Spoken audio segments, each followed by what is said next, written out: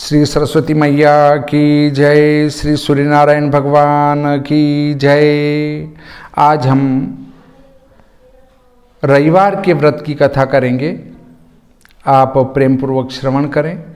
पहले रविवार के व्रत करने की विधि क्या है उस पर चर्चा करेंगे।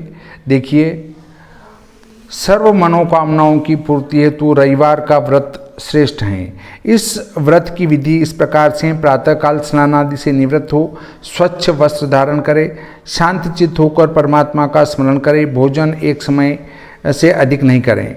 भोजन तथा फलाहार सूर्य के प्रकाश रहते ही कर लेना उचित है। यदि निराहार रहने पर सूर्य छिप जाए तो दूसरे दिन सूर्योदय हो जाने पर अर्घ्य देने के बाद ही भोजन करें। व्रत के अंत में व्रत कथा सुननी चाहिए। व्रत के दिन नमकीन तेलयुक्त भोजन कदापि ग्रहण नहीं करें।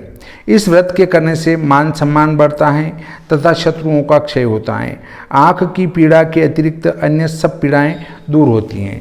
रविवार का व्रत करने से सूर्य बलिष्ठ होता है।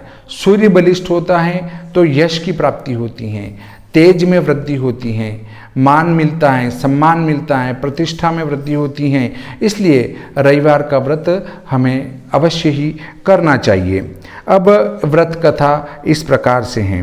एक बुढ़िया थी, उसका नियम था प्रति रविवार को सवेरे ही स्नान आदि कर घर को गोबर से लीप कर फिर भोजन तैयार कर भगवान को भोग लगा स्वयं भोजन करती थी।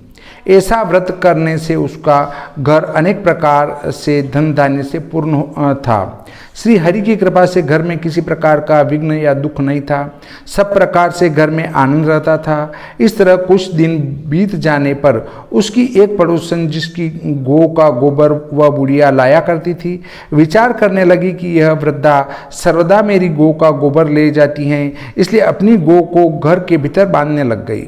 बुढ़िया को गोबर न मिलने से रविवार के दिन अपने घर को न लीप सकी। उसने न तो भोजन बनाया और न भगवान को भोग लगाया तथा स्वयं भी उसने भोजन नहीं किया। इस प्रकार उसने निराहार व्रत किया। रात्रि हो गई और वह भूखी सो गई। रात्रि में भगवान ने उसे स्वप्न दिया और भोजन न बनाने तथा भोग न लगाने का कारण पूछा। वृद्धा ने गोबर न मिलने का कारण सुनाया। तब भगवान ने कहा कि माता, हम तुमको ऐसी गौ देते हैं जिससे सभी इच्छाएं पूर्ण होती हैं, क्योंकि तुम हमेशा रविवार को गौ के गोबर से लीपकर भोजन बनाकर मेरा भोग लगाकर खुद भोजन करती हो। इससे मैं खुश होकर तुमको एक ऐसी गाय देता हूँ जो तुम्हारी सभी मनोकामनाओं को पूरी करेगी, क्योंकि मैं निर्धन को धन और बांझ स्त्रियों को पुत्र देकर भक्तों के दुखों को दूर करता हूँ तथा अंत समय में मोक्ष देता हूँ। स्वप्न में ऐसा वरदान देकर भगवान तो अंतर्ध्यान हो गए और जब वृद्धा की आंख खुली तो वह देखती हैं कि आंगन में एक अति सुंदर गौ और बछड़ा बंधे हुए हैं। वह गौ और बछड़े को देखकर अत्यंत प्रसन्न हुई और उनको घर के बाहर बांध दिए, वहीं खाने को चारा डाल दिया। जब उसकी पड़ोसन ने बुढ़िया के घर के बाहर एक अति सुंदर गौ और बछड़े को देखा तो द्वेष के कारण उसका हृदय जल उठा तथा जब उसने देखा कि गौ ने सोने का गोबर किया है तो वह उस गौ का गोबर ले गई और अपनी गौ का गोबर उसकी जगह रख गई। वह नित्य प्रति ऐसा ही करती रही और सीधी सादी बुढ़िया को इसकी खबर नहीं होने दी। तब सर्वव्यापी ईश्वर ने सोचा कि चालाक पड़ोसन के कर्म से बुढ़िया ठगी जा रही हैं। भगवान ने संध्या के समय अपनी माया से बड़े जोर की आंधी चला दी।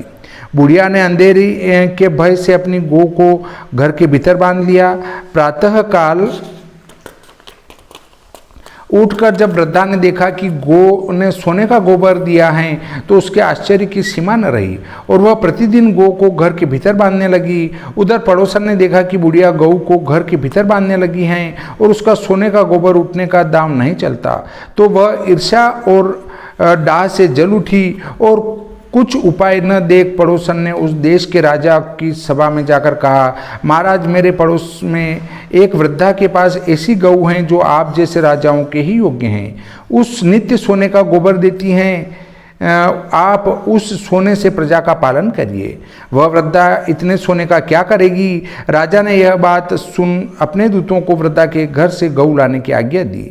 वृद्धा प्रातः ईश्वर का भोग लगा भोजन ग्रहण करने ही जा रही थी कि राजा के कर्मचारी गऊ खोल कर ले गए। वृद्धा काफी रोई चिल्लाई, किंतु कर्मचारियों ने के समक्ष कोई क्या कहता। उस दिन वृद्धा गौ के वियोग में भोजन न खा सकी और रात भर रो रो कर ईश्वर से गौ को पुनः पाने के लिए प्रार्थना करती रही। उधर राजा गौ को देख बहुत प्रसन्न हुआ, लेकिन सुबह जैसे ही वह उठा सारा महल गोबर से भरा दिखाई देने लगा। राजा यह देखकर घबरा गया। भगवान ने रात्रि में राजा को स्वप्न में कहा कि राजा, गाय वृद्धा को लौटाने में ही तेरी भलाई है। उसके रविवार के व्रत से प्रसन्न होकर मैंने उसे गाय दी थी। प्रातः होते ही राजा ने वृद्धा को बुलाकर बहुत से धन के साथ सम्मान सहित गौ बछड़ा लौटा दिया। उसकी पड़ोसिन दुष्ट बुढ़िया को बुलाकर उचित दंड दिया। इतना करने के बाद राजा के महल से गंदगी दूर हुई। उसी दिन से राजा ने नगरवासियों को आदेश दिया कि राज्य की तथा अपनी समस्त मनोकामनाओं की पूर्ति के लिए रविवार का व्रत करो। व्रत करने से नगर के लोग सुखी जीवन व्यतीत करने लगे। कोई भी बीमार तथा प्रकृति का प्रकोप उस नगर पर नहीं होता था। सारी प्रजा सुख से रहने लगी। इस प्रकार ये रविवार की कथा संपूर्ण होती हैं। आप भी रविवार की व्रत कथा सुने, रविवार का व्रत करें और आनंदमय जीवन के भागी बने।